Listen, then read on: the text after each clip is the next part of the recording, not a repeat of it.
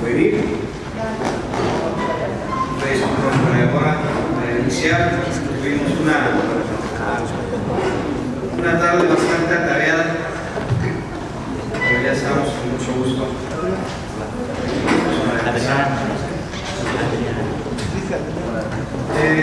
La idea de esta mesa, y de hecho la razón por la cual hicimos de esta forma, un poco más cerrada, un poco más íntima, llamémoslo, sin tanta formalidad. De hecho, esta no es una mesa de trabajo así, no es tampoco convocada por la Comisión de Derechos Humanos, es convocada por un servidor, por nuestro equipo, con la idea de que podamos dialogar, arrastrar el dato que es necesario, para comentar la iniciativa. No sé si ya tuvieron el tiempo para estudiarla, para verla. Hemos recibido hasta ahora algo de retroalimentación al respecto, y la idea es esa: continuar retroalimentando el trabajo de la iniciativa de manera que la podamos robustecer, ya sea en el dictamen que se le circule a la comisión en su momento, que pues, la idea, lo que queremos es que sea para la siguiente semana, de ser posible. Aunque por ahí lo único que me queda a mí de preocupación es el tema de que sí tenemos que hacer un estudio de impacto presupuestal, porque esta iniciativa sí tiene algunas implicaciones de carácter presupuestal que van obviamente a impactar las finanzas públicas del Estado. Y la razón primordial por la cual el gobierno del Estado ha estado vetando leyes, iniciativas o reformas ha sido precisamente por temas presupuestales. Entonces, ahora sí que no quiero darles argumentos para que luego tengamos que andar batallando en el futuro. Pero si todo sale bien, si tenemos digamos que todos los insumos y la instrucción para ello, pues que para la próxima semana, más tardar en 2 semanas, podamos ya sesionar en la comisión, aprobar la iniciativa de ley, el dictamen pues, y antes de que se acabe este periodo, tener ya la votación por parte del Pleno.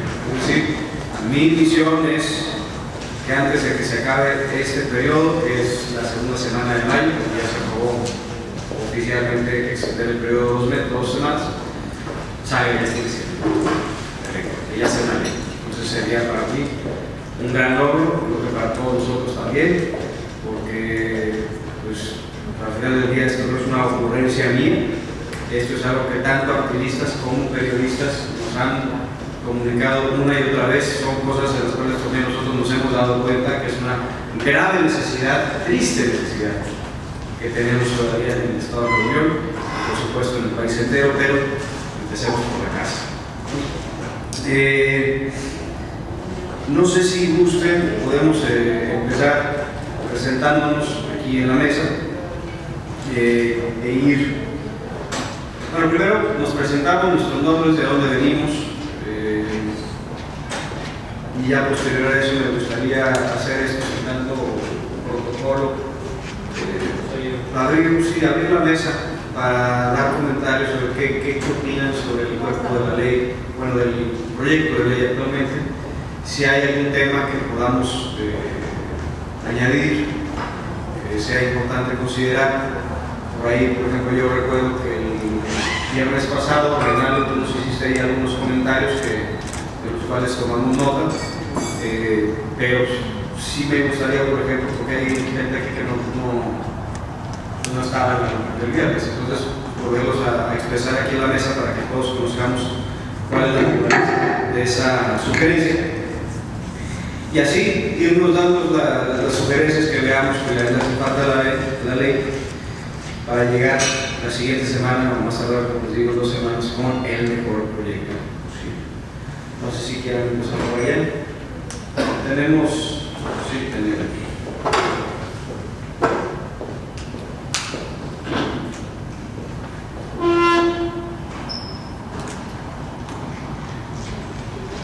Bueno, pues muy buenas tardes. Mi nombre es Alejandra Ortiz y soy abogada de Caraca. Buenas tardes, mi nombre es Gabriela Ortiz, colaboro en ProVoces, que es un proyecto de USAID que trabajamos temas de defensa de derechos humanos y periodismo. Y bueno, pues estamos en la Ciudad de México, pero también tenemos colaboración en los estados. Muy buenas tardes, Reinaldo Ochoa de la Asociación de Periodistas de Nuevo León. Daniel Rodríguez, participo también activamente con la Asociación Estatal de Periodistas. Francisco Cuellar, soy periodista desplazado. Yo estoy bajo el mecanismo de protección federal. Sí, tengo 2 años aquí en Nuevo León y bueno, durante 3 años que estuve ya bajo el mecanismo de protección, pues conozco cómo opera el mecanismo federal, cómo está estructurado y los problemas que hemos enfrentado como periodistas desplazados. Por eso, muchas gracias por la invitación. César Valdés, activista y periodista independiente del portal de cristinasaba.com. Buenas tardes, Liliana Losegui de Verificado MX e integrante de la red de periodistas del Noreste. Buenas tardes, Melba Frutos, periodista independiente y cofundadora de la red de periodistas del Noreste, que integra periodistas de 6 estados de la República. Buenas tardes a todos, Eric Muñiz, soy también red de periodistas del Noreste y periodista aquí, ABC Noticias y de La Jornada. Luis Donaldo Colosio, y yo soy aquí el colado que tengo el gusto de presidir la mesa, pero por venia de todos ustedes. Raimundo Leiva, activista y defensor de los derechos humanos. Desde el inicio pertenecemos al mecanismo igual que el compañero, hace 5 años aproximadamente 6, y nos hemos dado cuenta del desenvolvimiento de las juntas que hacen muchas veces en el ámbito de simulación, y es muy bonito y es bueno que pudiéramos tocar ese tema de cómo se maneja realmente el mecanismo, cómo nos defienden a los derechos humanos y a los periodistas, cómo simulan las administraciones pasadas y por qué lo hacen, sobre todo, que es lo más interesante.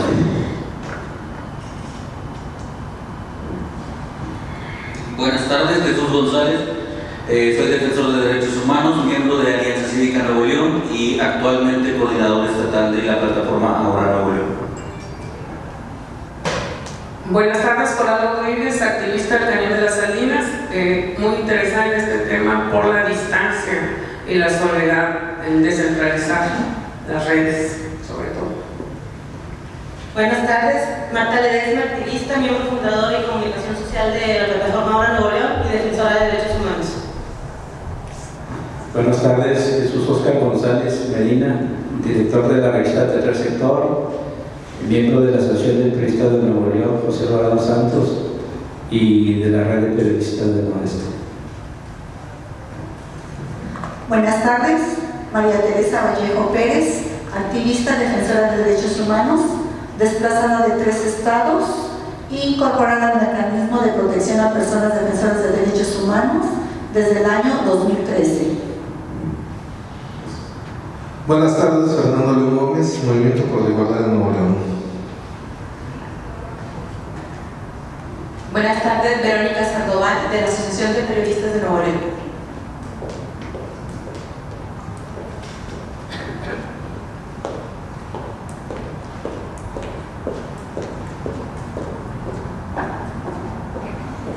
Muy bien, pues muy buenas tardes, bienvenidas y bienvenidos todos.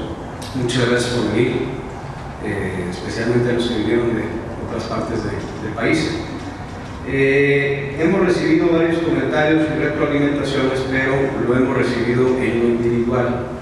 Sí me gustaría repasar un poquito toda la mesa para que cada quien nos diera sus opiniones sobre la iniciativa, si la consideran adecuada, suficiente, en qué lados es insuficiente, dónde se queda de ver, cómo la podemos robustecer, cómo la podemos nutrir. La verdad de las cosas es que quien menos quisiera que hable yo en esta mesa soy yo, porque aquí yo vengo a escuchar, al igual que nuestro propio equipo de trabajo.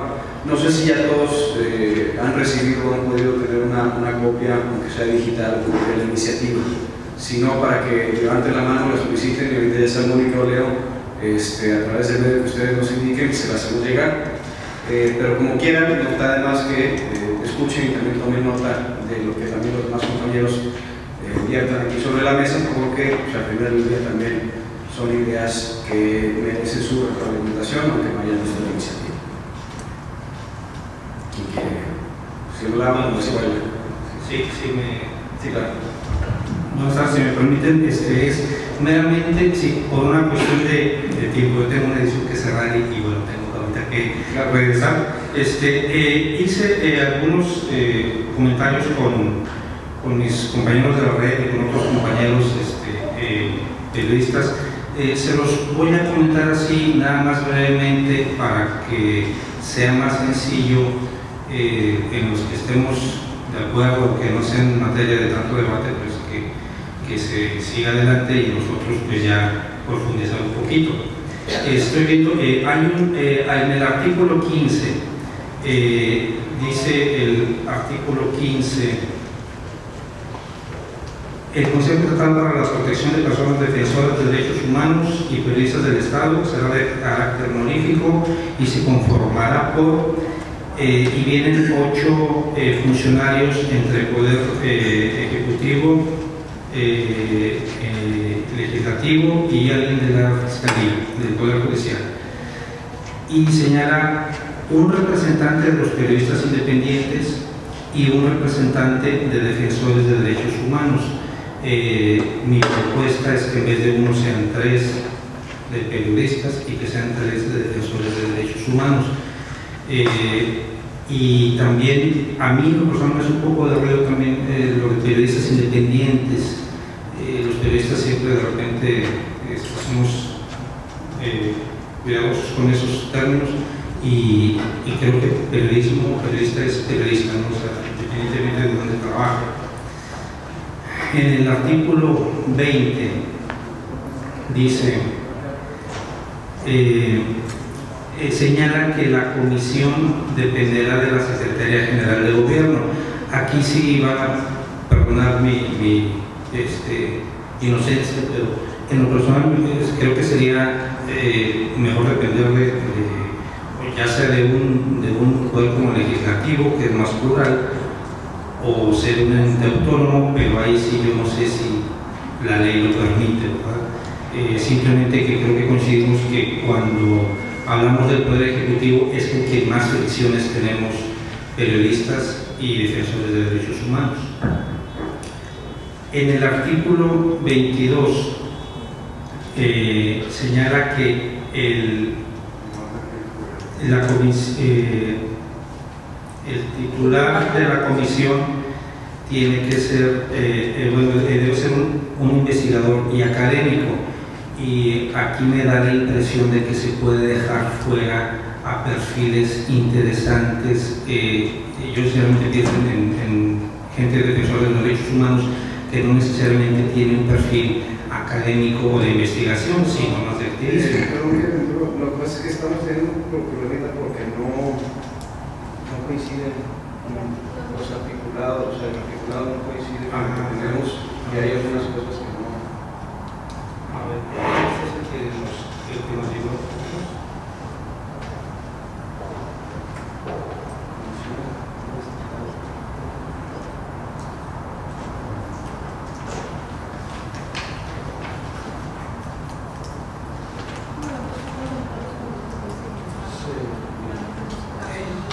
Sí, aunque estaba viendo también, o sea, el tema de quién iba a coordinar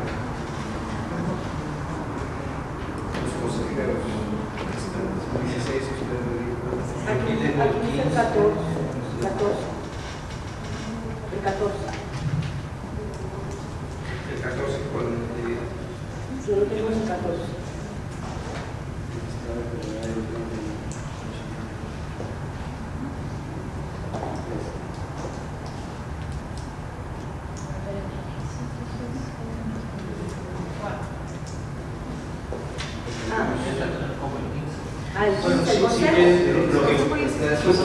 Quizá podemos subir los números y nos vamos forma El Consejo Estatal para la Protección. Sí. Sí. Aquí está como 16. Ok. La que se terminó presentando. Ok. Bueno, la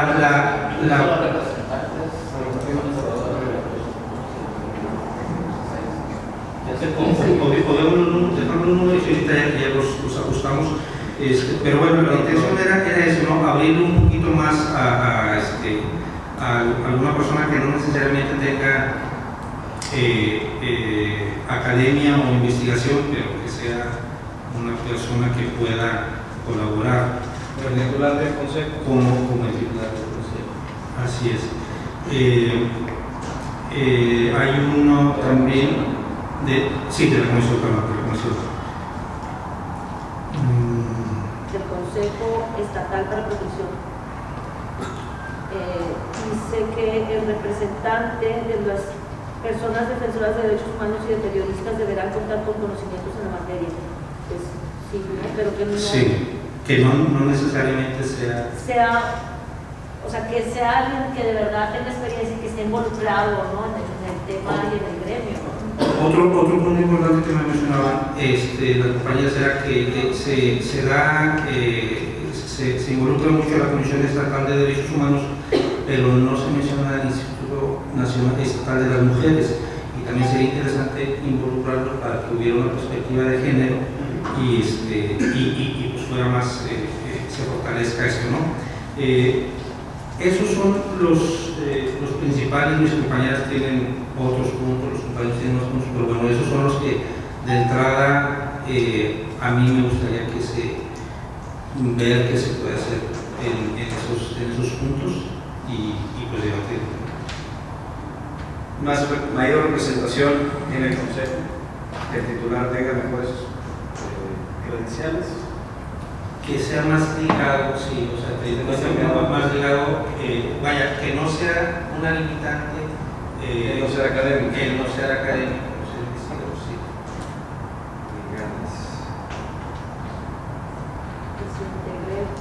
Integrar el Instituto Estatal de las Mujeres.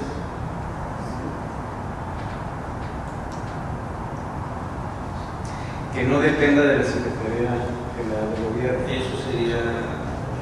no sería probable.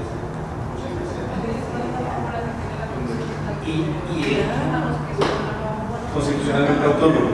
Sí. O podría incluso ser una subdependencia de la propia comisión. O sea, un órgano paralelo bajo el propio régimen constitucional que la comisión ya actualmente tiene. Eso puede ser. Porque presupuestariamente hablando ya y políticamente hablando ya hay un organismo constitucionalmente autónomo que es la Comisión que se encarga de derechos humanos. Estamos hablando aquí de defensa de derechos humanos, pero de una manera más especializada. Entonces puede ser una subcomisión especializada en protección a periodistas y defensores de derechos humanos que forme parte de la comisión, pero con una misión más específica. Exacto. Sí, por favor. Disculpa, esa es una de las observaciones que hicieron, pero disculpen, yo creo que pido paciencia porque voy a estar interrumpiendo porque quiero compartir mi experiencia en el mecanismo. No estoy de acuerdo que la titular o el titular de esta comisión o mecanismo, como lo quieran llamar, no tenga estudios académicos o que tenga más experiencia. Es muy importante que maneje la metodología y la investigación, porque si manejan la metodología van a prevenir los homicidios, la difamación, las calumnias, los suicidios de periodistas y defensores. En la actualidad estoy amparada contra el mecanismo precisamente por eso, porque no saben hacer sus evaluaciones de riesgo, porque no tienen un método científico. Entonces, si la titular conoce de metodología, va a tener que decirle a las personas que se encarguen de hacer la evaluación, conocer de qué es una metodología, que lleve el proceso científico. Para mí sí es súper importante. Sí, para eso queremos que seamos 3 y 3, que hayamos representación también justo para esos detalles. Estoy de acuerdo que sean, 3 y 3, porque ahí se rompería ese monopolio en cuanto al manejo de la información. Pero si la titular desconoce, por experiencia, Colchero, la que estaba anteriormente, ¿qué sabía de metodología? Absolutamente nada. ¿Cuántos amparos llegaron a su oficina porque no aplicaron una evaluación de riesgo? ¿Sí? Sara Irene Herrerías, maestra, un poquito sabía de metodología y empezó a bajar el índice de agresiones hacia defensores y periodistas. La cambian de área y se va a PGR, ¿sí? Ahora, esto es el problema, que si no conocen de metodología no van a poder determinar una evaluación de riesgo y cómo van a decir que están bien si no lo están haciendo bien. No hay ningún inconveniente que existan 3 y 3, ¿sí? Que eso es lo ideal, porque se rompería el monopolio de la información que tuviera este instituto, ¿verdad? Ese es en cuanto a este punto de que no tenga la experiencia académica. Yo creo que nosotros, al comentar que no fuera un académico, a lo que nos referíamos, lo voy a decir así con palabras comunes, que no era querer meter a un abogado, un químico, o sea, me explico, o sea, que el consejero sea alguien que de verdad esté involucrado, o sea, tenga academia o no, o sea, pero que de verdad esté involucrado con el tema y que no vaya a pasar de que, como por ejemplo, les ponía yo el ejemplo del sistema anticorrupción, que hay en el CPC hay 4 abogados y una química. O sea, me explico, es a lo que me refiero, que tenga de verdad un conocimiento pleno en el tema de derechos humanos, de defensa de los derechos humanos y la libertad de expresión. Pero sí pues académico. Yo creo que de cierta manera ambas están hablando de lo mismo. O sea, sí necesitamos a alguien que domine tanto la materia que regula esta ley, pero del mecanismo que la ley también ampara. Entonces, sí. Sí, quizá un poco claro. como... ¿me escuchan?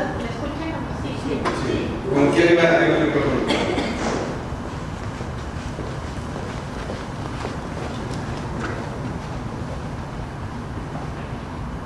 Gracias. Sumándome que creo que es una preocupación compartida, ¿no?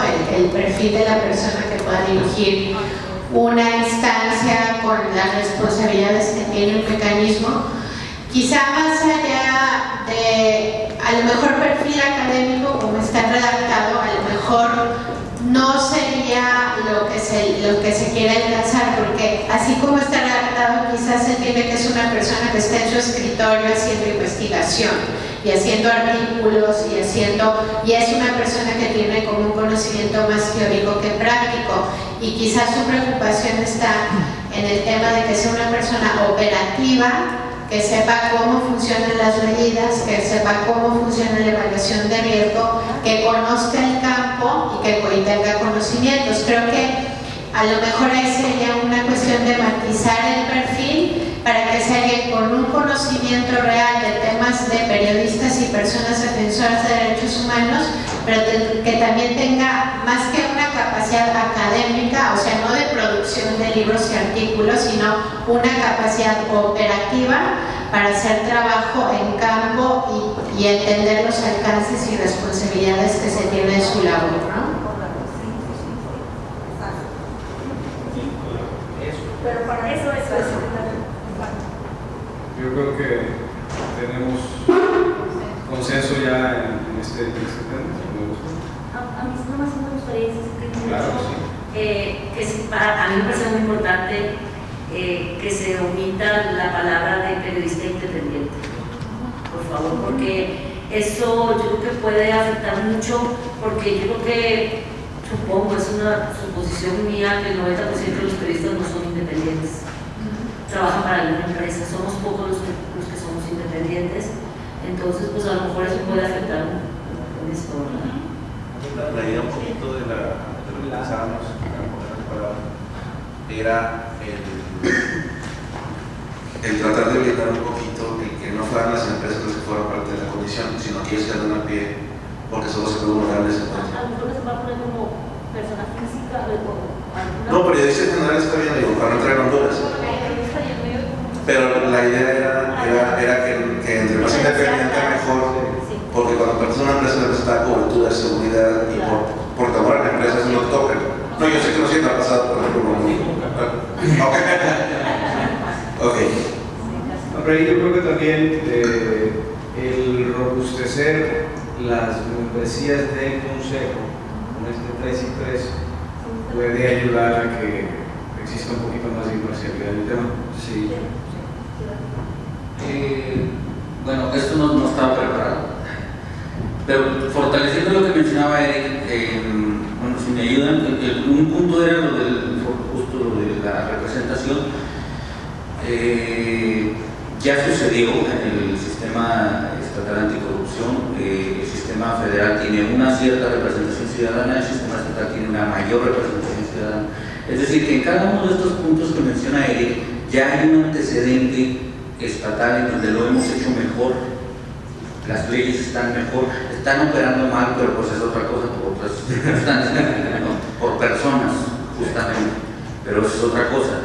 Pero el sistema estatal anticorrupción es el antecedente de que así puede haber una mayor representación ciudadana. Ese era un punto. ¿El otro punto cuál era? Lo de IEM. Lo de, a pesar de que ya hay consenso con lo de ahorita que estábamos platicando, yo quisiera nada más añadir que la idea es, o sea, en términos bien llanos, la idea es que no esté dirigida, teledirigida en el papel los requisitos para que alguien esté ahí, ¿no? Y los representantes realmente de la gente se quedan fuera. Y esto lo vimos mucho en la Ley Federal de Víctimas, en las leyes contra la desaparición, etc. O sea, las víctimas no eran las que estaban representadas, ¿no? Hasta ya después, cuando ya empezaron a modificarse. Y esto es lo que se querría evitar. Eran 4 puntos. ¿Cuáles eran los otros? Lo de depender de la seguridad. El Ejecutivo es el principal violador de derechos humanos de los activistas y de las personas y de los periodistas. Digo, lo que vimos en el Topo Chico hace unos días está cañón, ¿no? Entonces,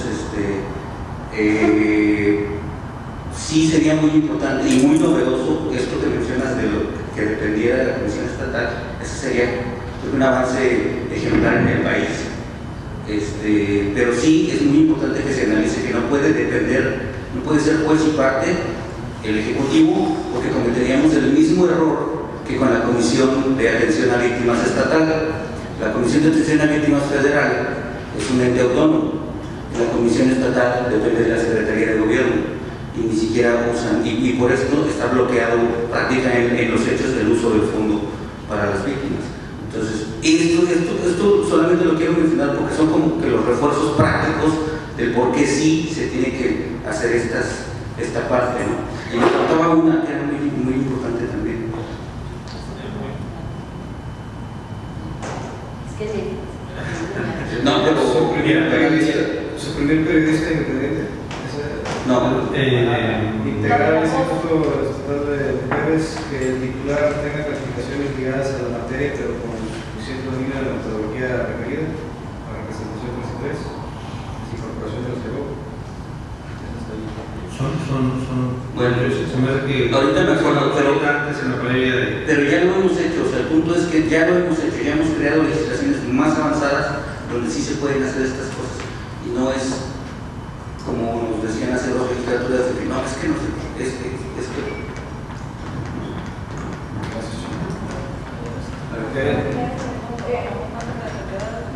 Yo opino, en lo personal, que no dependa de la Comisión Estatal. 2 ejemplos muy claros. El compañero que tuvo una recomendación de la Comisión Estatal y se supone que en la teoría dice que ella lo puede mandar como recurso de impugnación a la Comisión Nacional. Sin embargo, si la Comisión Estatal decide no mandarla, se pierde el término y ya quedaste totalmente desprotegido. Y la argumentación de la Comisión Estatal, bueno, es que tú también tienes o lo puedes hacer independientemente que yo me vaya al recurso de queja.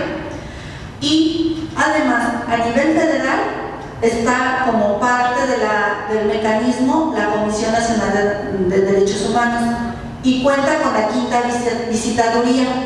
Lo que puede hacerse es que la Comisión Estatal tenga una visitaduría encargada con este tema. visitaduría para violaciones, pero no para la protección, que es muy diferente.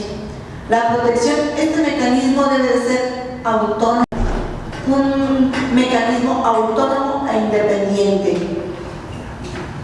Sí, en ese sentido también, que sea un organismo autónomo, porque finalmente la Comisión ya tiene la obligación constitucional de la protección de los derechos humanos de los periodistas. La Comisión actual no tiene una visitaduría especial, lo digo por conocimiento de causa, trabajé ahí 6 años como directora de comunicación, entonces no existe esta visitaduría específica. Tiene un protocolo de atención a periodistas, pero creo que no está muy bien articulado, no está vigente, no está actualizado también. Y creo que además la Comisión tiene otros problemas en cuestión de presupuesto, se sigue operando en números rojos porque no ha habido un incremento en su presupuesto, entonces que absorba este mecanismo, pues no lo sustentaría con sus finanzas. No, obviamente, las finanzas actuales. Obviamente, si esto se crea, la idea es que vaya acompañado con un paquete presupuestal. Etiquetado. Específico para el mecanismo. Así es, sí. Pero si va a ser etiquetado, sí, pues mejor hacerlo.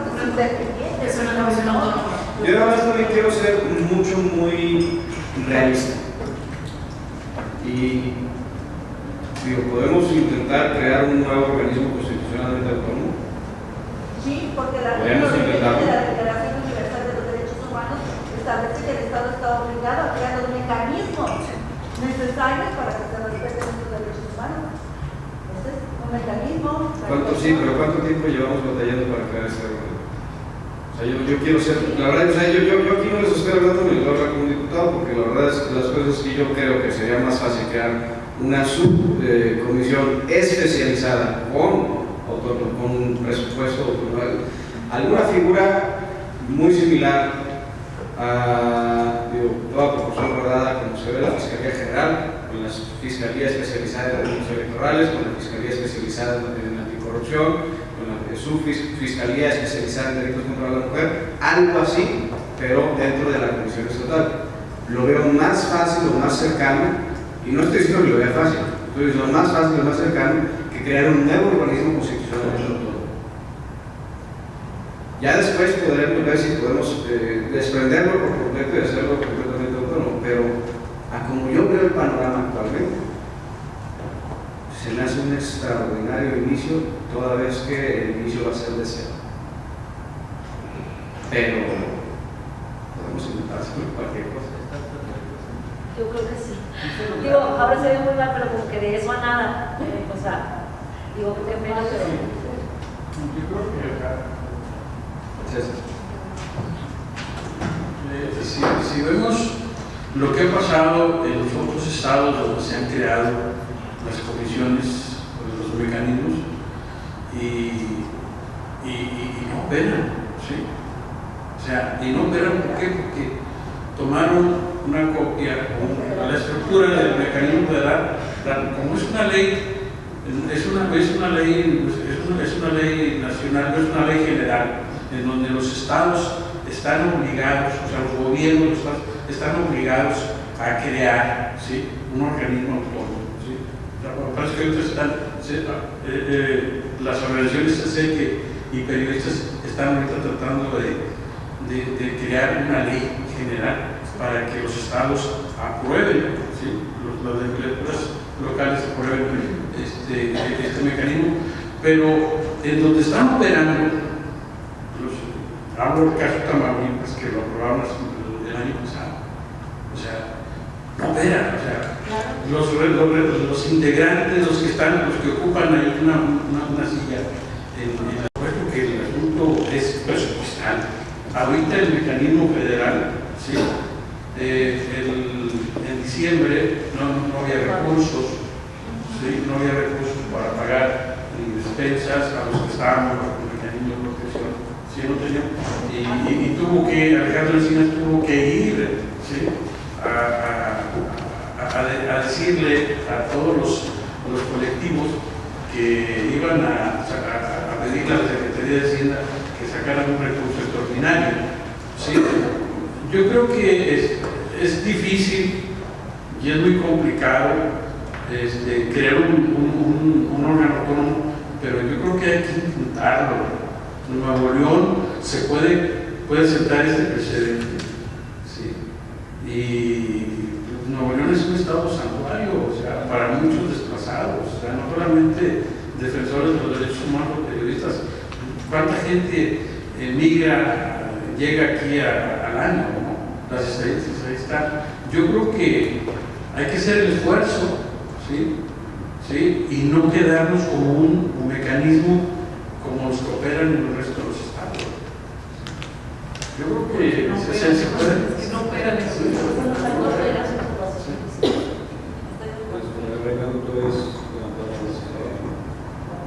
Bueno, respecto a este tema, lo estaba escuchando platicar y recuerdo muy bien que cuando se creó la Comisión de Víctimas aquí en Nuevo León, el principal señalamiento que se hacía en aquel entonces fue que no era autónomo, a diferencia de lo que se intentaba hacer a nivel federal. Entonces, claro que al tener recursos estatales de por medio, pues hablaba de una autonomía al 100%, pero creo que sí sería importante que se tratara de desligar lo más posible, sobre todo del gobierno del Estado. Eso sí por completo, pero porque es cierto, el tema de los derechos humanos y los periodistas es el principal, digamos, agresor. Que tiene más quejas en derechos humanos pues es la Secretaría de Seguridad Pública del Estado. Entonces, partiendo de incluyendo el gobernador, entonces partiendo de esa premisa, sí sería adecuado que fuera autónomo, lo más posible que se pudiera hacer autónomo. Por encima de su lo Y solamente tengo una duda y a lo mejor voy a causar una polémica muy grande con este tema, pero ¿cómo se van a elegir las personas que van a representar a los periodistas? Y a los defensores. Porque estaba leyendo yo el articulado, no había puesto atención a ese tema hasta que lo empezamos a tratar. Y mi sugerencia es que si ya hay asociaciones bien establecidas y registradas, pues que se tomara en cuenta a esas asociaciones. En el caso de derechos humanos, pues tienen mucha más experiencia y mucha más organización que en el caso de los periodistas. Siempre hemos sido un poquito más egocéntricos con nuestro trabajo y no es de nadie, no es mentira o es por todos sabidos que hemos sido un gremio en Nuevo León muy desorganizado, que poco nos hemos apoyado en el Estado, pero esto podría ser un parteaguas para que pudiéramos comenzar desde el lado de los periodistas a tratar de, digamos, a mí me saltó justamente esa misma duda. ¿Cómo vamos a elegir a estas tres personas que representen a los periodistas y a estas tres personas que representen a los activistas? Tenemos aquí una asociación ya de la red de periodistas de Nuevo León. En nuestro caso, la Asociación de Periodistas de Nuevo León, pues nos sería conveniente que se tomara en cuenta a las ya existentes y que quien quiera sumar como periodistas, pues lo hagan a través de estas asociaciones ya reconocidas. Se planea en el caso de la Asociación de Periodistas, se está haciendo un esfuerzo muy grande por tratar de hacer un padrón, en nuestro caso un registro, y quien quiera sumarse no es abierto, y tratar de hacer asambleas incluso, se trata de hacer ahí, se hagan asambleas, pero que todo esté bien establecido, porque a la adquisición de derechos, de nuevos derechos, pues van a venir obligaciones por parte de los agremiados, ¿no? De los beneficiarios. Entonces sería importante que estuviera bien reconocido y bien establecido cómo se va a elegir a esas personas y quiénes son esos representantes y qué asociaciones se van a reconocer. Sería bueno establecer por el simple hecho de el caso de los periodistas aún, de los ya reconocidos. Sí. Por experiencia que participé en la convocatoria para la Comisión Nacional de Derechos Humanos, ¿cuál fue el mecanismo? Fue una convocatoria abierta tanto para cualquier persona física que quisiera ocupar este cargo. ¿Sí? Pero eso es para titular. Para el titular. Aquí está platicando para los consejeros. Del consejo. Exactamente. Quiero hacer una analogía. Plantear el antecedente y decir cómo puede funcionar. Se emitió esa convocatoria para todas las personas que quisieran asistir, ¿sí? O ser parte. Se pedía el apoyo de la sociedad civil organizada, los que fueron, con los periodistas o sociedad civil organizada. Una vez que se reunían todos los requisitos, que acreditación, que título profesional, capacidad en materia de derechos humanos, etcétera, etcétera, etcétera, se formaba una comisión y se hicieron varias preguntas por sociedad civil organizada y se colocaron en una urna, y entonces cada participante elegía un tema y tenía que expresar cómo lo haría o cómo se realizaría ese tema. Después los integrantes de la comisión hacían esa elección para no existir la discriminación, porque si yo no estoy afiliada a un gremio, me estarían discriminando porque también quiero participar. En cambio, si la dejan abierta, claro, con el apoyo de varias organizaciones, o bien si tienen los conocimientos, con las preguntas que está haciendo la misma sociedad civil organizada o las personas que estaban interesadas en participar en la selección, ahí acreditaban los conocimientos, que al acreditar los conocimientos con los temas, a mí se me hacía la persona más idónea para que fuera como consejero. A mí me fascinó ese mecanismo porque están demostrando el conocimiento y el interés en participar, y no se discrimina a ninguna persona sin estar afiliada. Y otro tema, por ejemplo, nosotros como defensores de derechos humanos, no hay una credencial que te acredite activista defensora de derechos humanos.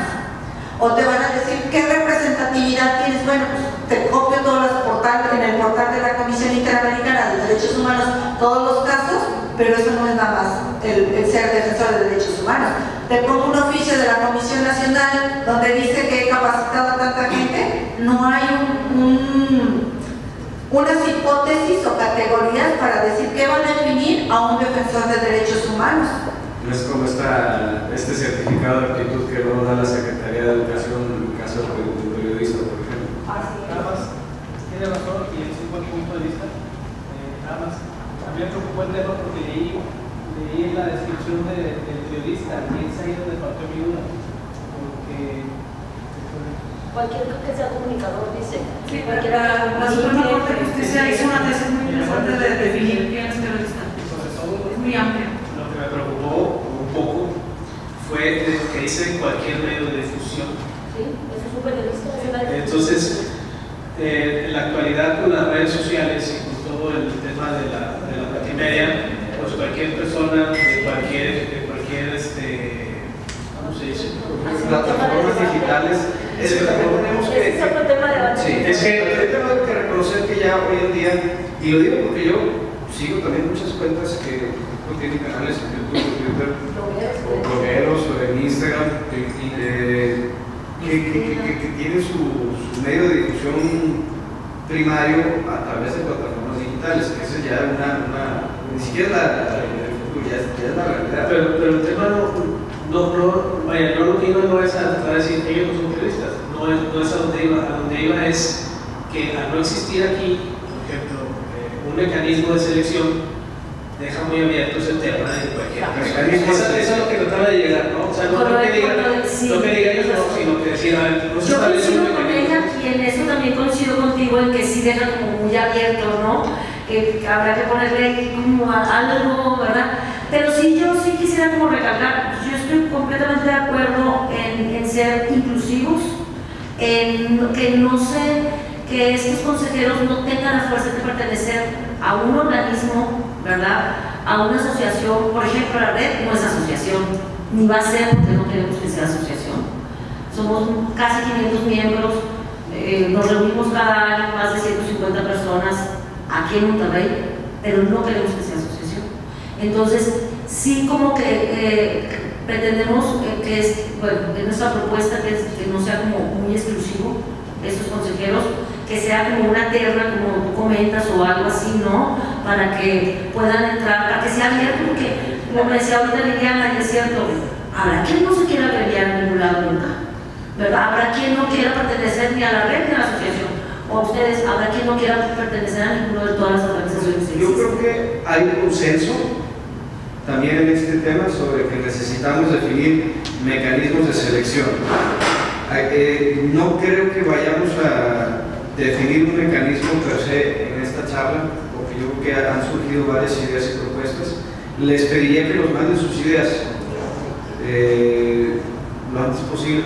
O sea, vamos a pensarlas bien. El mecanismo de selección, tanto de, si tiene para robustecer el del comisionado, excelente, pero sobre todo el mecanismo de selección para los 6 miembros del Consejo Consultivo.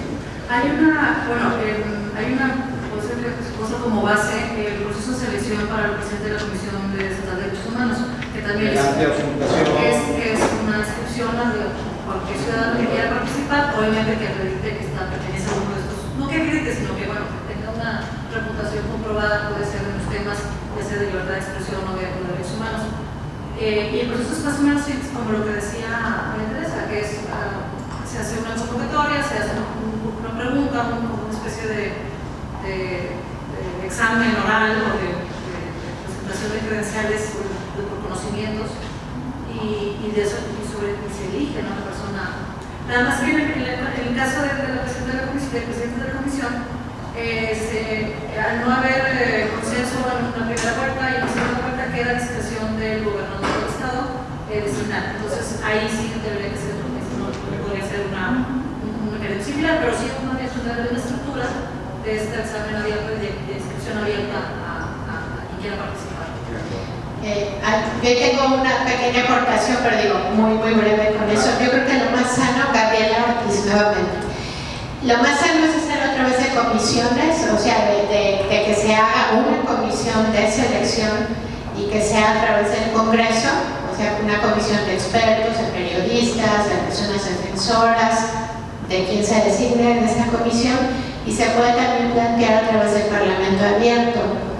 No sé qué tanto se ventile acá, pues, pero también para que a la hora que se hagan las entrevistas y las comparecencias de las y los candidatos, también la sociedad civil, periodistas y demás puedan hacer algún tipo de preguntas, ¿no?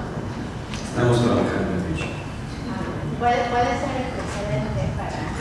De hecho, estamos trabajando en una reforma integral, y esto es un tema de todas las bancadas, para el reglamento de operación al interior del Congreso. Nosotros sí estamos así tocando fuerte por el tema del Parlamento abierto, para que también la reciban. Gracias, Sarina, te gusta. Bueno, pedí la palabra aquí porque está muy interesante todo, y lo más interesante de todo soy con Raimundo Leiva. Me pidió la señorita que diera el nombre para lo técnico aquí. También soy defensor de derechos humanos, ya dije que era integrante del mecanismo, desde su inicio, el de México, ya vi cómo por depender de una autoridad o de un poder, mejor dicho, del ejecutivo, no ha habido ninguna clase de resultados.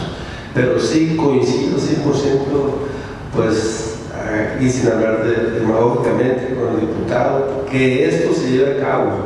O sea que si no tenemos nada, no podemos refinarlo, no podemos construirlo, no podemos componerlo, no podemos determinar nada, no podemos defender a nadie, y teniendo algo, pues ya a sol de la marcha podríamos hacerlo. Porque si nos vamos, sí, pues ahorita le puedo dar muchos argumentos y artículos, como dicen, y conocemos así, y sabemos que es un riesgo muy grande, como dice el compañero, como está en esta versión en Tamaulipas, pero hay que hacerlo, y si aquí nuestro amigo nos hace el favor de presentarlo lo más antes posible, que ya se lleve a cabo. Y lo demás, yo creo que ya estando las refinaciones de los aspectos, ahora sí, de los pormenores, se van dando con la asignación de... O sea, aquí hay muchas personas que nomás con escucharlos se ve que tienen experiencia, de que consejeros va a haber consejeros, pero que no influya a todas las costas la Secretaría que hagan de gobierno, para que no sea más de lo mismo, ¿verdad? Y no pensamos para que ellos desvíen fondos como lo hacen en la Federación, desvíen fondos a nombre de víctimas, de gentes que ya están en otro mundo, y familias que están desamparadas porque sus componentes pues ya también fueron desaparecidos y no aparecen. Gracias. Hicimos también algunas otras anotaciones, por ejemplo, en el artículo 40, en donde dice medidas de prevención. Habla de reubicación y custodia.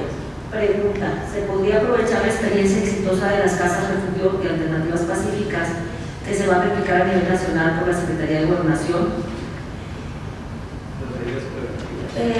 Sí, medidas preventivas.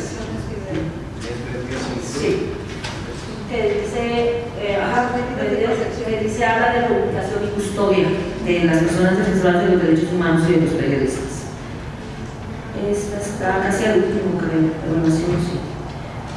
Protección, medidas urgentes, bueno, aquí define. ¿Medidas preventivas? Medidas preventivas. 41. Estamos desfasados por un artículo. Ok. Reubicación temporal, dice, bueno, está la opción o replicar el modelo o hacer una especie de asociación de trabajo, de vinculación con alternativas pacíficas, ¿verdad? O con quien va a replicarlo a nivel nacional, que finalmente, bueno, pues va a ser el gobierno federal. Porque regularmente cuando a los periodistas adoptan y a los defensores de los derechos humanos, generalmente, no siempre, son replicados a otra ciudad, generalmente a la Ciudad de México o al estado de su elección, ¿no? Pero preferentemente lo hacen a la Ciudad de México. Y ahora supuestamente ya se van a hacer estas casas de refugio que van a ser una réplica de alternativas pacíficas, ¿verdad? Entonces, a buscar algo así o buscar algún tipo de, o a lo mejor si ya se tiene que hacer sobre la marcha con la ley ya establecida, de buscar algún vínculo con ellos, ¿no? No sé, una cuestión así. Ese es un tema, pero hablando también de protección, donde dice medidas de carácter social que incluyen apoyo, de medidas de carácter social, incluyen pues muchos tipos de apoyos, ¿no? Pero nosotros estábamos pensando que si se podría incluir, que incluyan apoyo laboral, ya sea, por ejemplo, para trabajar en algún empleo en otro lado, en algún medio de comunicación o en la misma comisión, ¿verdad? ¿Por qué? Porque lo que pasa es que hemos visto que yo tengo un montón de amigos desplazados, bueno, aquí está otro amigo desplazado, que tienen que trabajar pero la mayoría de los amigos que están desplazados no encuentran trabajo, porque en teoría, según lo que yo entiendo, no sé, corríjame si no es así, en teoría, los que están amenazados, los que están verdaderamente en un peligro inminente de muerte, no les permiten trabajar, no les permiten salir de su casa de refugio, no les permiten hacer nada. Hay amigos que ahí han aprovechado para crear sus blogs y desde donde están escriben, o hacen colaboraciones, o hacen columnas de opinión, o hacen, en el caso de los periodistas. Entonces, es un problema bien, pero bien serio, que nadie nunca toma en cuenta, y es lo primero que te comentan los compañeros desplazados. Me estoy muriendo de hambre porque vienen y me traen un costal de papas y un costal de zanahorias y no sé qué hacer con tanto, ya hasta me hice puré. O sea, no tienen para comer, no tienen para pagar los servicios, porque ellos no les pagan una casa y les dan un costal de papas al mes y es todo, ¿no? Entonces, sí necesitan como que se tome en cuenta ese tipo de protección, el trabajo, o sea, la laboral, y en el mecanismo nacional, por ejemplo, no se toma en cuenta. Te lo prohíben, ¿verdad? Creo. Sí. Es importante lo que estás diciendo, ¿verdad? Pero para poder llegar a eso, ¿cómo voy a saber que es una medida urgente, una medida preventiva, si no sé yo mecanismo, cómo se hace una evaluación de riesgo? Para empezar, ellos mismos te dicen tus fuentes internas y fuentes externas, si nada más se meten al Face y esas cosas diabólicas, estos son tus agresores. Eso es lo que hace el mecanismo, por eso es muy importante que esté un artículo determinado. Para que hagas una evaluación de riesgo tienes que hacer esto, tienes que aplicar esto. Ahora, si te van a sustraer del lugar donde estás de riesgo, a nivel federal tienes que comunicarlo con 48 horas de anticipación.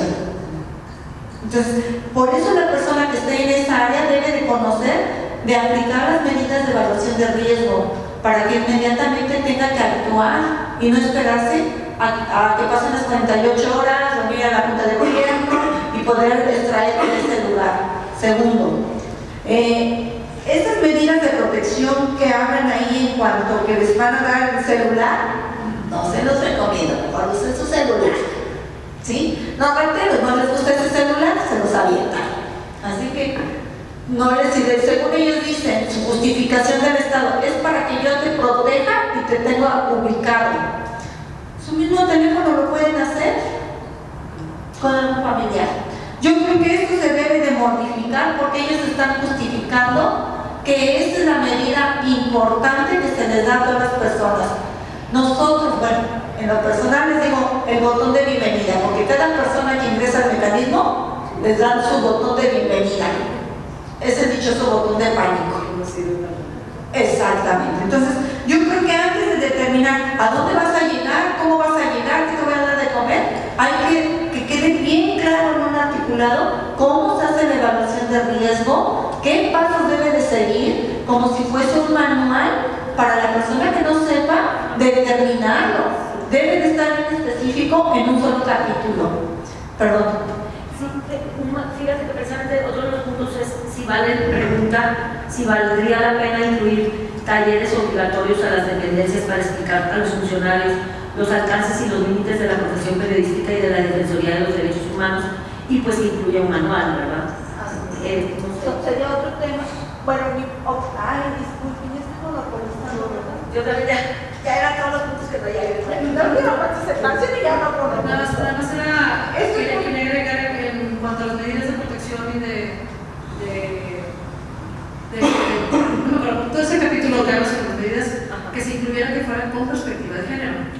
Claro. También es importante que en las problemáticas que reciben las compañeras defensoras y periodistas no siempre son las mismas que tienen los compañeros varones. Entonces usted decía perspectiva de género y diversidad. Y diversidad sexual, sí, así es. Y diversidad.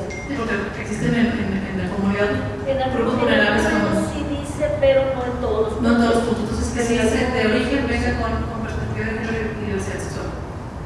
Yo creo que aquí es algo muy importante que estás mencionando de esas medidas con perspectiva de género, porque los consejeros a nivel federal desconocen todo eso y por lo tanto su voto no es favorable a la mujer.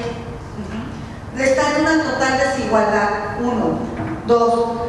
Es importante la relación entre las otras entidades o de la administración pública para que se firmen esos convenios de colaboración y pueda brindarse la protección, porque de otra forma, ¿qué es lo que le está pasando al mecanismo? Aquí en el estado de Nuevo León, cuando estaba la licenciada Marta, no me acuerdo, funcionaba. Ahorita que está Gabriel Deschamps, pregunten si funciona o si va a las juntas del mecanismo. Entonces, yo creo que debe de existir aquí un artículo específico cómo se debe de hacer cada una de estas medidas y cómo se debe de determinar, de implementar.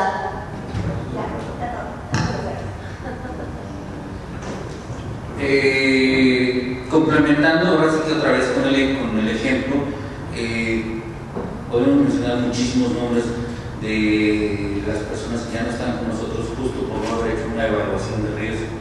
Si las empresas hacen preventivas, correctivas, incluso predictivas, ¿qué no podemos hacer para esto, no? Que sea lo más detallado posible. En los días pasados, en la Ciudad de México, Gonzalo Molina fue salvado de ser desaparecido, después de 2 días de que estuvo en mítines y estuvo a punto de ser secuestrado. Y fue justo porque hubo una acción efectiva. Las 48 horas para mi compañera foral no le sirven, porque ella está en Mina, y las 48 horas no le sirven. En 30 minutos llegan a su casa. Y entonces tenemos que hacer algo que sea muy efectivo, y voy a la parte de la rendición de cuentas. Tenemos que avanzar ya hacia un punto donde no sean convenios de colaboración, sino que sean algún tipo de herramienta que los obligue a hacer las cosas. ¿Por qué? porque lo que mencionaba en Tamaulipas, por ejemplo, hay que aterrizar un poquito, que una cosa es la ley, lo escrito, y otra cosa son las personas. A lo mejor las personas le rinden cuentas al gobernador y no hacen lo que dice la ley. Pero si empezamos a avanzar a que en la legislación estén cuestiones de rendición de cuentas muy puntuales, entonces ya vamos a poder al menos, no sé, ligarlo con la ley de responsabilidades, no sé, buscar que logre, que haya una consecuencia, porque el ejemplo, otra vez, más que nada, es que actualmente las personas que fueron seleccionadas por el Sistema Estatal Anticorrupción o los mismos fiscales que son autónomos, pues no hay una rendición de cuentas. La Fiscalía Anticorrupción puede cumplir un año, como ya lo cumplió, y no tener a nadie en la cárcel, por ejemplo. Entonces, hemos creado legislaciones ciertamente avanzadas, pero no hay rendición de cuentas específica. Entonces, para resumirlo, en lugar de que sean convenios de colaboración, que sean algo que los obligue muy específicamente, ¿no? Y el caso de Gonzalo, insisto, es muy claro, porque pues, se le pudo salvar, ¿no?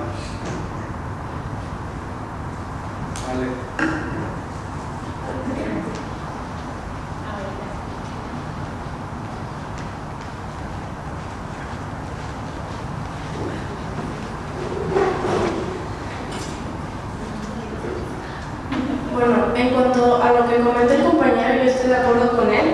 Creo que la manera de quitar los convenios de colaboración sería reformar cada una de las leyes de las instituciones, pero ya sería pues, una iniciativa más extensa, porque es la única manera de que de verdad hagan lo que les pides.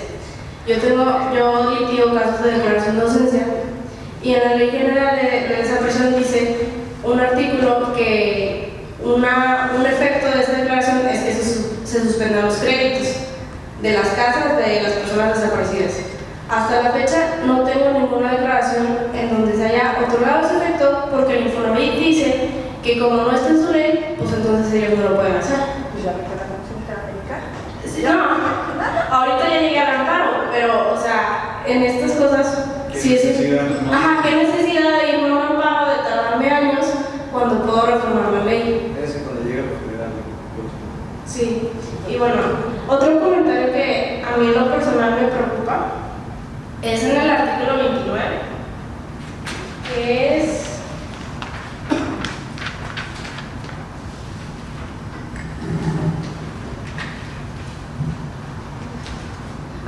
dice, en caso de agresión, atentado, privación de la libertad o secuestro que deje alguna secuela, podrán acceder a los programas de atención a víctimas del delito y deberán ser indemnizados por la agresión sin que se afecte al erario público. Aquí, como los compañeros y las compañeras dicen, pues muchas veces los riesgos o quien comete las agresiones es el propio Estado.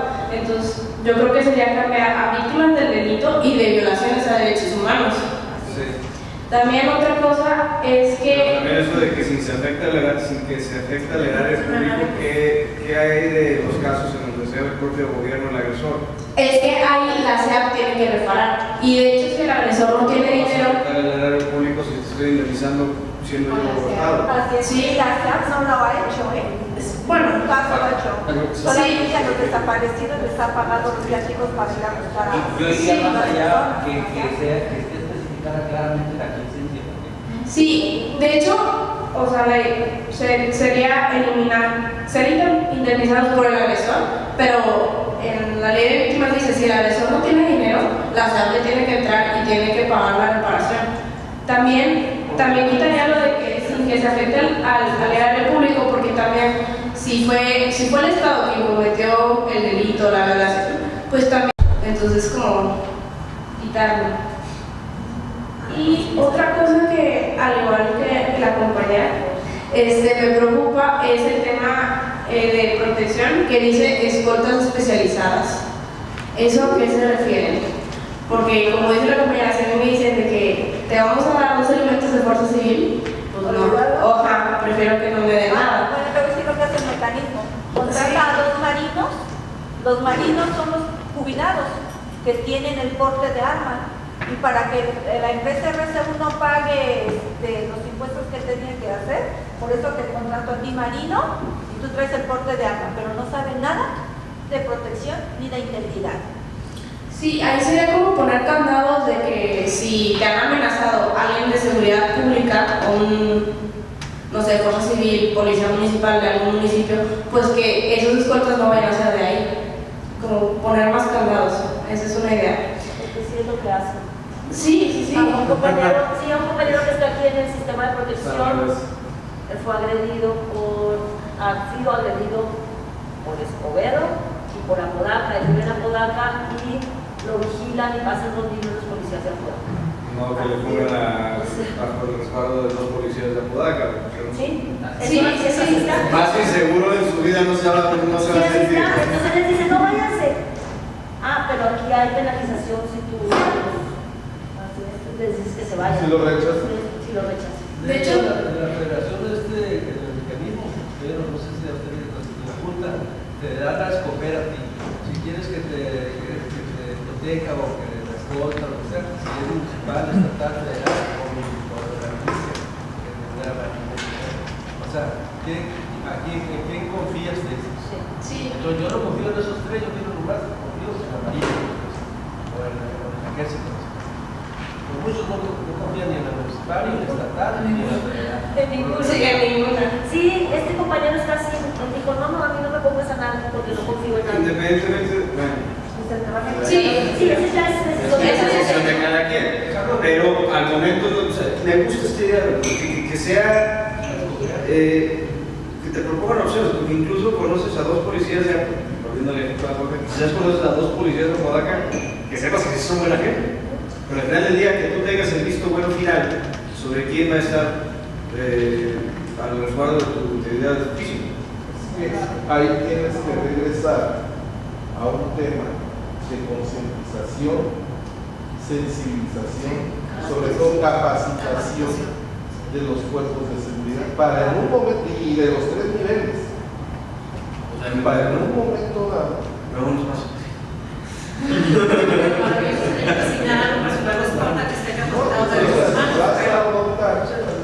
Y de hecho, a mí me pasó, yo solicité a dos policías municipales de mi confianza y la presidenta municipal me dijo, no tenemos personal disponible, ¿sí? Porque es insuficiente el cuerpo de policías para la protección de toda la ciudadanía. Pero si quieres, te proporciono a X, otro de mis agresores. Gracias. No, pero ellos están cumpliendo. Pero esto lo están haciendo, estamos viendo que es a nivel federal. Si va a ser a nivel estatal, se tiene que capacitar a los integrantes de la comunidad. Si el personal es insuficiente, entonces que la autoridad haga el gasto de la contratación de personal especializado de la Sería fantástico.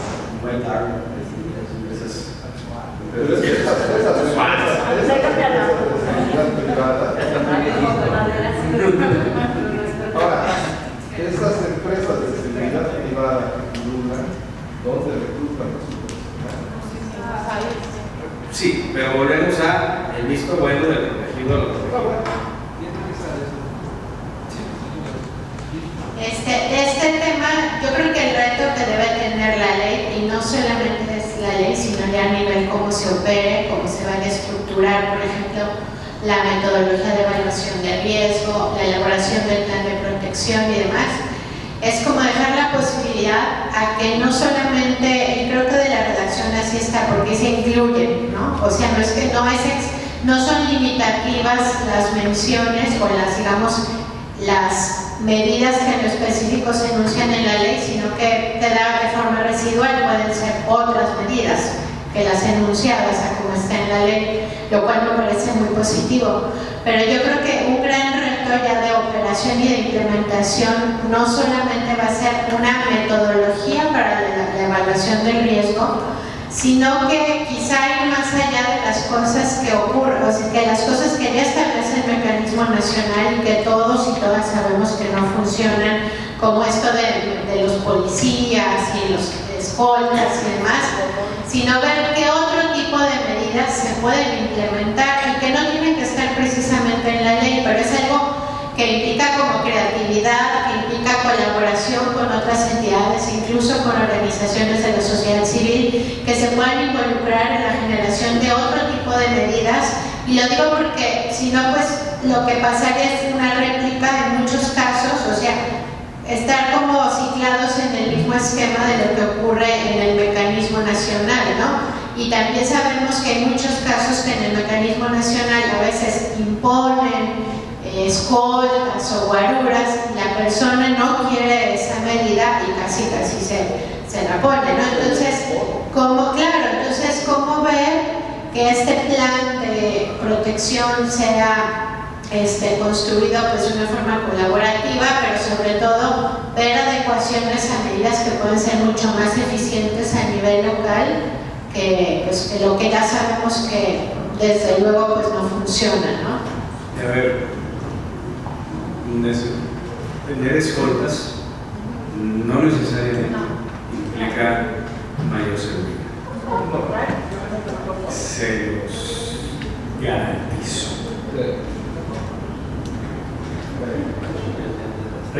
Sí, quería aprovechar que ya tocaron el tema de las medidas de protección y retomar un tema que hemos platicado, como yo lo mencioné al principio el viernes pasado, y me preocupa porque una de las medidas que más nos solicitaron los compañeros en la asociación ha sido ya aquí muy criticada, que es el llamado botón de pánico.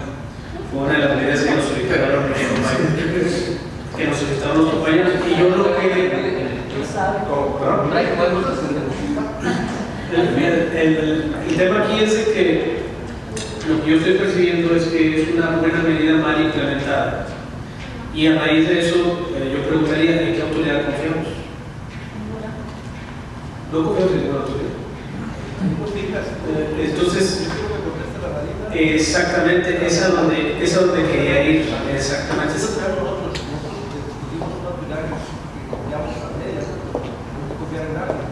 Y te ponen el teléfono directo. Ahora estamos nosotros de la Marina. Es correcto. Yo quería llegar a ese punto porque una de las recomendaciones que queríamos hacer nosotros como asociación de periodistas y que platicamos es que en el artículo 41 se agregara un inciso 12º para incluir precisamente una aplicación de botón de pánico, ¿no? Un mecanismo de protección para personas defensoras de derechos humanos y periodistas con tecnología de localización para evitar la privación legal de libertad o desaparición de la persona beneficiaria. El artefacto se acciona cuando la persona defensora o periodista está en riesgo y puede oprimir el botón de pánico para avisar de esa situación. ¿Esta función tiene el inciso A? Me gustaría, ¿cuál? El de botón de bienvenida. Eso. Esa es el botón de bienvenida. Ok, porque nosotros insistíamos en este tema, o bueno, más bien, nosotros queríamos tocar este tema. Nos queríamos tocar este tema porque lo queríamos ligar a otro tema que es precisamente la creación de una fiscalía especializada. Una fiscalía especializada para delitos cometidos contra periodistas y defensores de derechos humanos, y esto llevaría a una amplia modificación al Código Penal, que sería por supuesto más adelante, donde se tipifiquen delitos cometidos contra el ejercicio periodístico, y en este caso si quiero sumar el caso de los derechos humanos, que incluyen diversas modificaciones al Código Penal para incluir un agravante y el incremento, como que dejar claro que el paso que queríamos dar a seguir es la creación de la Fiscalía, y después que se tipifiquen delitos en donde se hagan agravantes cuando sean cometidos contra el ejercicio periodístico o personas que se dediquen al ejercicio periodístico. Pero no duplicaría funciones con la Fiscalía Especializada en Delitos de la Libertad de Expresión. O sea, no duplicaría esto, sería una Fiscalía Estatal. Sí, o sea, la intención de las medidas que es, digamos, bajarlas a nivel estatal. O sea, lo que queremos es bajarlas a nivel estatal por el tema de la respuesta. Yo sé que existen mecanismos a nivel federal. Leía yo hace un rato que de las de 20 denuncias de botón de pánico que hubo, solamente en 2 casos hubo una verdadera acción. Entonces, sí preocupa el tema de que no funciona, pero sí nos interesaría una medida de aplicación de este tipo. ¿Alguna app? Sí, alguna app que funcione de esta forma. En el caso de los periodistas que se dedican sobre todo al tema de la cobertura en zonas de riesgo o en el tema de la seguridad, sí es un tema que nos han pedido puntualmente los compañeros. Entonces, nos interesaría que lo consideraran. Sé que tiene muy mala fama, sé que no ha funcionado, pero sí buscar alguna forma. Yo siento en lo personal que es una buena idea mal implementada y que tiene mucho que ver con la impunidad del sistema judicial en México. Pues eso sí, ya también estamos considerando también que cada quien tenga su botón de mano. No, pero ya pues es ideal que esté ligado a las fuerzas de seguridad que cada quien. Sí, porque a Badillo lo metieron al calabozo con todo y de pánico. Sí, sobre el botón famoso. Aquí vemos muchos que no tenemos ese botón, pero cuando decimos si tienes más de 3 amigos que traen el botón, preocúpate, ¿no? ¿Y cuál es la experiencia? Una vez que vino Miguel Álvarez a casa, oprimí el botón, se reportaron 9 horas después. O sea, entonces, si aquí se está hablando de que para otros aspectos de esta propuesta se puede consultar, también se puede abrir la discusión sobre, porque es una herramienta, pero es una herramienta básica. O sea, si no funciona el botón, si no funciona el botón, no funciona el mecanismo. O sea, entonces a separar la conversación de dos vertientes. Una es, como bien dijo Chuy hace rato, lo importante ahorita es diseñar e implementar una ley que actualmente no existe y ya después nos vamos a la presión para que se aplique correctamente por parte del gobierno estatal. Y yo tengo en otro tema un comentario tuyo, diputado, sobre el asunto presupuestal, porque dijiste al inicio que hay que ser realista, ¿no? Pero pues aquí viene en el artículo 49, viene aquí, para el cumplimiento del objeto de esta ley, el Estado deberá asignar un recurso presupuestal suficiente para garantizar la operatividad del mecanismo estatal, etc. O sea, sí, y siempre es el lado blanco. Una cosa es que lo establece aquí la ley, pero si al final del día ni el paquete fiscal lo contempla, ni se hacen las modificaciones para etiquetar directamente el recurso en el paquete fiscal del siguiente año o el año que simplemente, pues a pesar del artículo, no va a operar. Y ya tenemos ejemplos de varias. La propia comisión estatal, la comisión local de búsqueda, no tiene presupuesto, a pesar de que la ley dice que se le tiene que asignar un presupuesto. Así es. Por eso mi comentario. Obviamente necesitamos primero la infraestructura jurídica, luego la suficiencia presupuestal y ya después también el correcto desempeño por parte de la autoridad estatal. Son en ese pasos, pero en ese orden. Sí, pero completamente de acuerdo. Yo en ese comentario sobre el presupuesto me parece que lo ideal sería que fuera un órgano desconcentrado, no descentralizado y que tuviera un fideicomiso para que ninguna otra dependencia lo pudiera agarrar de ahí ese dinero. Y en caso de que no se ocupara en el ejercicio fiscal, pues ahí se estuviera y tuviera rendimientos. A nivel empresarial, puede hacer esto, o sea, una convocatoria presentando un anteproyecto presupuestal para este programa y aparte en este anteproyecto serían las solicitudes que como todos sabemos, hacerlas auditables a las comisiones que ya hay, Comisión Estatal de Derechos Humanos, que se gastan 1.000 millones de pesos por mes y no tenemos a nadie en la cárcel y ha habido como 150 o 200 homicidios dentro de los penales y en el exterior también. Entonces, si te cabazas tú una tonelada de harina, como dije como ya hace rato, para que hicieras pan y no me hiciste ni siquiera un bolillo o un bilote, como se le diga, entonces, ¿cómo es que te cabazas con 1.000 millones de pesos? Pues no tienes a nadie en la cárcel de los funcionarios que han violado la ley. Entonces, llega aquí con los diputados de la Cámara Legislativa el proyecto presupuestal de ellos, pidiendo sus 1.000 millones, por nada les cuesta a ellos también proponer, hacer la contrapropuesta que puede quitar 50 cuando menos, los 100 millones, porque ya tengo un programa que acá creo que sí va a echar a hablar bien, ¿verdad? Entonces, en ese aspecto,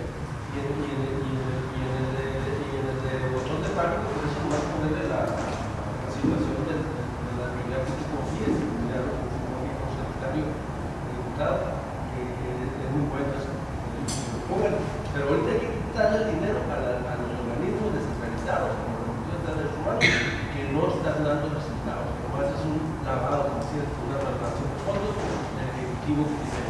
Esa comisión nunca debía de existir porque yo que me acuerdo de los 20 años que tiene, 25, yo no he visto ninguno. Pero sin embargo se ha gastado del erario público 5,000 millones de pesos. Así darle cositas y que, ay, cálmate. No, es que la comisión no tiene la figura jurídica para meter a la NASA. La comisión no tiene una recomendaciones. ¿Qué está pasando? Que nosotros estamos buscando aquí el Congreso para que cualquier autoridad del desacato de esas recomendaciones pueda ser mandada a comparecer personalmente por el Congreso Estatal. Esa es una reforma que se está presionando desde el semestre pasado. Y todo depende de la fuerza que dé la recomendación, porque muchas veces yo te recomiendo que lo suspendas un día, aunque haya generado su falta, 5 años. ¿Cómo ven? Vamos a dar una recomendación de esta, además de que está una guía agua, de lo que hace, de trabajo ahí, no está de cosas que está trabajando, y son la clase de recomendación que hace. Una disculpa, me voy a retirar por una cuestión de agenda, pero quisiera expresar lo siguiente.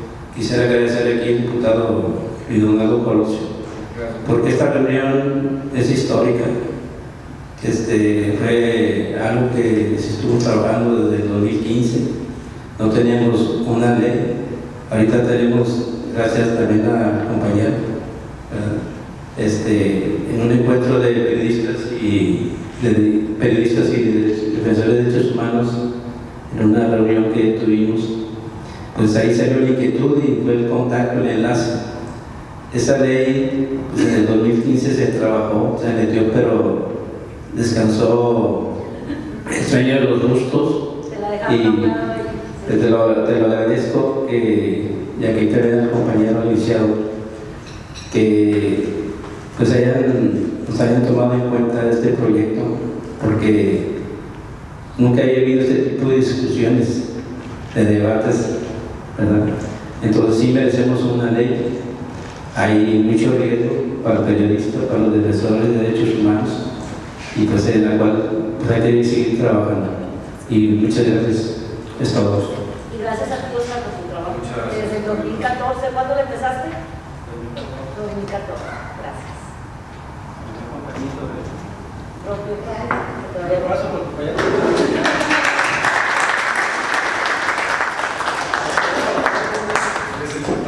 Eres el culpable. Yo me quiero regresar un poquito. A mí me hace preocuparme mi seguridad. De eso me encargo yo unos años. Me preocupa mucho la seguridad de la gente que confía en nosotros. En la búsqueda de los desaparecidos, en mi persona ya hay 10 rescatados con vida, y cuando yo llego a las procuradurías y con las dependencias a decirles dónde están las personas, lo primero que me preguntan es ¿cómo lo sabes? ¿Qué te dije? ¿Por qué? Y terminas dando la cara, tratando de cubrir a la persona que te dio la información. ¿Qué me puede acreditar a mí o qué aval me pueda dar para que haga su chamba y que no tenga yo que vulnerar a quien confió más en mí, obviamente, que en los que cobran por protegerlos? Es una problemática muy compleja que tengo en el Cañón de las Salinas, que obviamente si la gente se está, mi poderío es la gente. Tengo 20 años de trabajo ayudando a las personas, entonces la gente responde y confía en nosotros, en las personas que les defendemos. Entonces cuando nos dan una información confidencial y tienes un éxito de decir a esta persona, aquí están las fotografías, te estoy dando la ubicación, o sea, estoy haciendo tu chamba. En lugar de ir por ella, me dicen, a ver, ¿qué te dije? ¿Cómo sabes y por qué? O sea, necesito que vayas por ella. Y sí lo han hecho. Claro, la petición a la fuente. Pero no lo hacen. ¿Cómo me puedo yo presentar?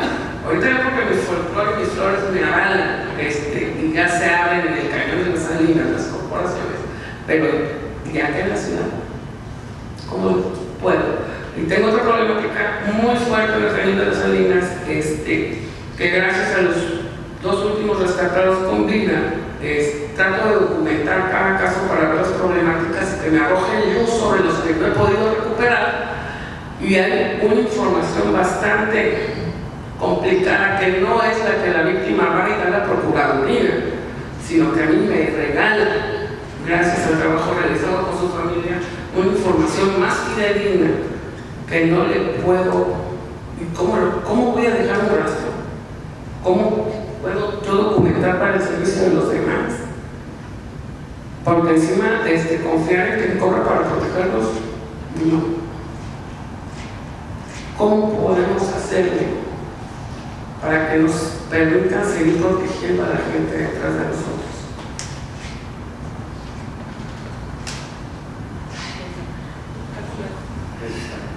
Por lo pronto creo que tendremos que estar haciendo las medidas de protección entre nosotros. Lo que decías de la fuente que ya viene aquí, se puede de alguna manera proyectar a los activistas también. Sí, porque hay una sí, tiene para periodistas y defensores de derechos. O sea, todo lo que por años hemos peleado los periodistas de la fuente no se revela, viene muy específico y viene para. No, pero tú le puedes. Digo, oye, ya sabemos que aquí en México esa teoría no sirve mucho ante un policía, pero tú puedes decirle en el artículo fulano de tal de la. Dice que yo tengo derecho a no revelar mi fuente. Tú como quiera tienes que hablar, digo que actuar, tú como policía tienes que actuar. Y el 20 constitucional de decir, tengo derecho a presidencia. Tengo que disculpar porque les dije una mentira. Ya está publicada la reforma constitucional del artículo 87. Ya ahora sí, cualquier autoridad que viole derechos humanos y la comisión le haga una recomendación y no la acate y continúe en violación de derechos humanos, ya puede ser llamada personalmente a comparecer ante el Congreso. Ya pasó. Ok, yo nada más quisiera regresarme un poquito para que no se pierda, a la cuestión de la rendición de cuentas. Que dentro de las cuestiones transversales de esta creación de legislación, que es la de género, la del impacto presupuestal, la de las leyes que se tienen que modificar, que esta parte de la rendición de cuentas empecemos a avanzar en que esté muy bien especificado qué le va a pasar al que no hizo tal o cual. Vincular con la ley de responsabilidades, número 1 y número 2 también, fijar las atribuciones de la rendición de cuentas, como por ejemplo rendir un informe de primera mano. Esa sería parte, porque incluso nosotros proponíamos para el Congreso para los fiscales, que el Congreso estuviera obligado a evaluarlos cada 6 meses y así que estuviera especificado. ¿Quieres la chamba al gobierno? Algo así, porque si no va a pasar que no hay rendición de cuentas y nadie, y al final todos se lavan las manos y no pasa nada. El compromiso es dar lo último, con esta ley de la cuestión que estamos ahora sí proponiendo a hacer una especie de anteproyecto presupuestal por la naturaleza de mi formación académica, no se contaba. Entonces, y en ese proyecto presupuestal para este programa tiene que influir o tiene que contemplarse el medio empresarial, ¿verdad? Muchas veces, como dijo la compañera acá anterior, que no vamos a tenernos a que dependamos de un poder como del Ejecutivo, porque va a estar influenciando siempre. Él va a mandar a sus consejeros, va a querer poner todo el tiempo su gente. Entonces nosotros, si logramos convencer al gremio empresarial y logramos que estén inmersos aquí con nosotros, van a hacer uso de conciencia y van a decir, así pasa en otros estados, inclusive ese grupo empresarial que me refiero, le donan a las comisiones de derechos humanos como si fueran gentes que dan resultados, pues. Como dicen, ahora sí está autorizado para que comparezcan en el Congreso. Pero anteriormente yo vi miles de recomendaciones y medidas cautelares que consistían en que una sobadita de hombro a las gentes para que no lo volvieran a hacer, y gentes que por ahí se dieron equivocarse en eso. Entonces yo, por último, aquí para que escuche también el diputado, me comprometo a presentarle, mediante aquí con el compañero, el correo y todo eso, un anteproyecto presupuestal que tengamos inmersos al grupo empresarial, para que ellos mismos, como lo hacen, lo repito otra vez, como lo hacen en otros estados, hasta aportan para las comisiones estatales de derechos humanos, ya que se olviden de aportar los derechos humanos. También en el tema presupuestal, ya tú, Roboso nos iba iba a apoyar también a hacer un estudio de impacto presupuestal, que les voy a apreciar muchísimo también, porque este va a ser el tema. Más allá de construir una muy buena legislación y que pase que el primer tema va a ser conciliar todas las voluntades políticas al interior del Congreso, pero el segundo tema va a ser el tema presupuestal del Estado. Entonces, a medida que podamos tener ya todos esos frentes cubiertos, va a ser mucho más difícil el proyecto por cualquier pretexto. Pues. Conclusiones. Sí, no, bueno, solamente como sumándome a esa preocupación, o bueno, y también a una pues sugerencia que nosotras les hacemos pues de muy buena voluntad y basadas en la experiencia de lo que ha pasado también en el mecanismo federal, ¿no? Que el mecanismo federal, incluso o el mecanismo nacional, uno lee la norma o lee la ley y en realidad no, a lo mejor no es una ley perfecta, pero es una ley bastante buena, es una ley con un muy buen diseño institucional, tiene una lógica clarísima de la evaluación de riesgo, de la implementación de las medidas, y la verdad es que muchas veces creemos que son las normas las que tienen, más bien que los problemas operativos tienen como base las normas, y no es así. O sea, y eso se los digo porque es como un problema que tenemos los abogados. Yo soy abogada y creemos que cambiando y haciendo leyes con los mejores diseños vamos a garantizar una operatividad óptima.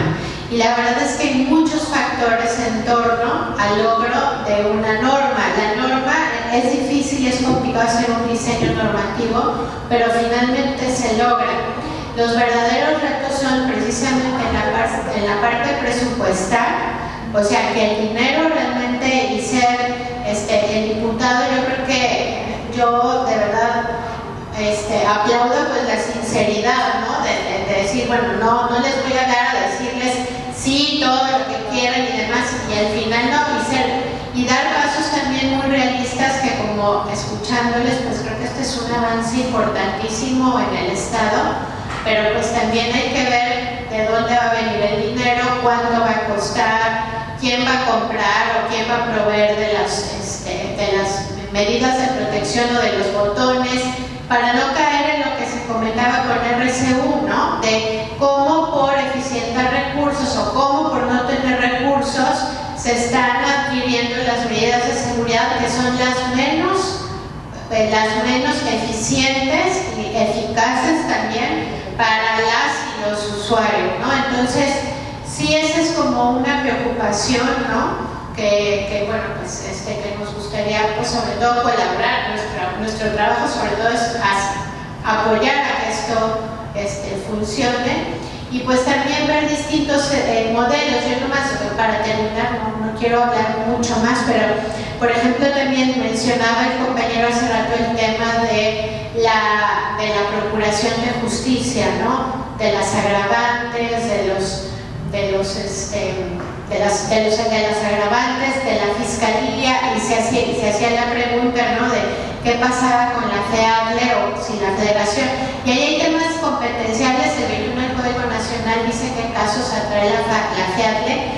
Por lo general las agresiones son delitos del fuero común y a veces es mejor que el fuero común, o sea que el Estado lo procese, porque de aquí a que viajan hasta acá los de la FEADLE, para que ellos les den viáticos no les quiero contar el viacrucis por el que tienen que pasar las personas que trabajan en la FEADLE. Entonces es mucho mejor empezar a operativizar aquí temas de procuración de justicia. Quizá, así como han planteado, yo creo que es muy bueno el modelo de la Comisión Estatal de Derechos Humanos, que puede ser eficiente, que puede ser más realista a nivel económico. Es cosa de explorar modelos, ¿no? Yo solamente, y con esto cierro, les comparto un modelo que apenas están implementando en Chihuahua, bajo todas estas, o sea, con discusiones, digamos, similares y preocupaciones similares. Todos conocemos también la problemática de Chihuahua para periodistas y personas defensoras, sobre todo ya en temas de tierra y territorio. Y lo que hicieron fue que el mecanismo opera como a través de la Comisión de Víctimas y de una fiscalía que es totalmente nueva, que es una fiscalía de derechos humanos. Entonces, la fiscalía lleva los casos a nivel procuración y también emite las medidas de protección, ¿no? Son unidades distintas, pero digamos que están pues trabajando de forma conjunta. Hay un titular especializado de la unidad de medidas de protección, que es una persona como experta, digamos, en el tema para operativizarlos, y los fiscales son otra cosa, pero sí trabajan conjuntamente y está adscrito, la persona está adscrita, la unidad está adscrita a una fiscalía que lleva casos también de tortura de personas desaparecidas y demás, ¿no? No les digo que es el mejor modelo ni nada, pero yo solamente lo pongo sobre la mesa. También en la idea de que el modelo federal tiene su historia y el modelo federal también tiene sus pros y tiene sus contras, ¿no? Y también hay otras cosas que la Comisión de Víctimas hace, ¿no? Entonces, esto también se hizo para eficientar recursos, y a lo que le están apostando sobre todo es a las metodologías, o sea, realmente tener muy buena metodología de evaluación de riesgo, tener realmente muy buena metodología de investigación de agresiones. Están trabajando ahorita con el protocolo de investigación de agresiones contra la libertad de expresión, están trabajando en cómo generar medidas de protección eficientes, y es una unidad que no tiene tantos, digamos, no tiene tantos recursos humanos como siendo una instancia que por alguna razón también económica dijeron, bueno, para operativizar es algo más eficiente, es así, ¿no? Entonces, bueno, pues, y pues ya no quería decir nada más porque ya también estoy, creo que monopolizando el micrófono, discúlpenme, pero la verdad es que sí, nosotras cuando pues, pues de una manera muy generosa nos dieron el espacio de participar aquí y estamos sumamente agradecidas. Creemos que es una ley, este borrador es de los mejores modelos de verdad que hemos visto, y no lo digo por decirlo, realmente es muy novedosa. Las medidas sociales, las medidas de protección a nivel social para personas desplazadas es una novedad impresionante porque también reconoce la problemática, y de verdad esto de seguro que va a llegar a muy buen puerto.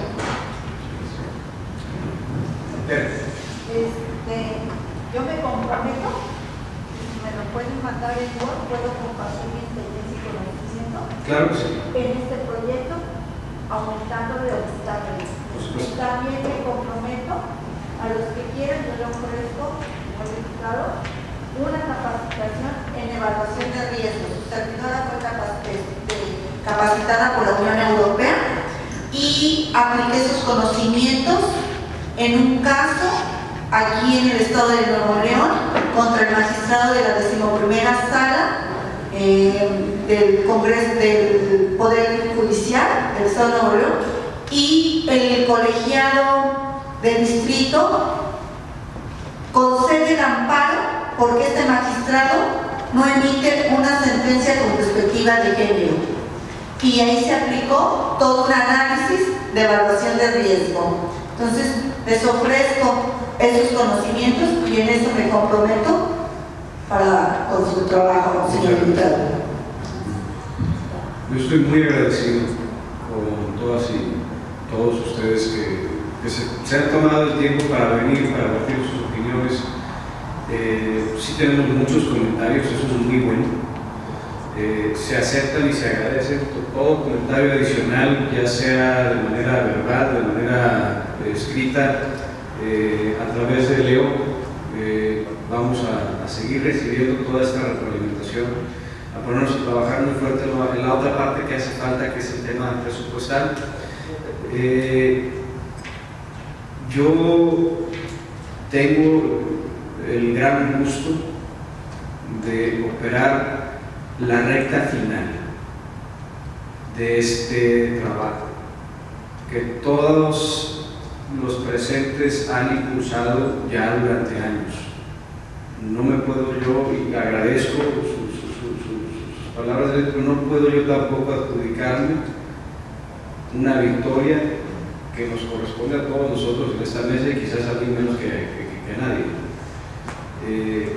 Pero lo mucho poco que he podido y que seguiré aportando a esta causa para que se materialice esta pieza de legislación, pero sobre todo para que se materialicen estos mecanismos de protección que tanto necesitamos en nuestro Estado, sigan y contarán siempre con ello. Creo que es una pena, una lástima, que tengamos la necesidad de promulgar esta ley. Pero creo que la finalidad de esta ley es que cada vez sea menos necesaria y que el tiempo mismo borre la necesidad de tener una pieza legislativa de esta naturaleza. Pero por lo pronto vamos a empezar a protegernos entre nosotros. Muchas gracias y pues nos reportamos bastante pronto.